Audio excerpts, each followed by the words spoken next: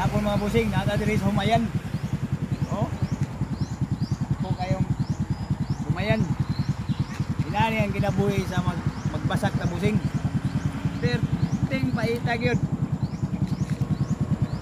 Halos isa ta kaadlaw maghulong sa lapok, sakit sa hawak. Bunga sa imong magbuswak sa imong kuan, humay. Ang kilo nag 22 pa. Pagting harvest na, para sinali, harvest uno na. Automatic ang kilo, matik na. 15 ang kilo. Karon, pag-abot sa buyer, kuhaan pa nagrisiko. Kaya ang mabilin sa mamasakay, bitin lang yung gamaya.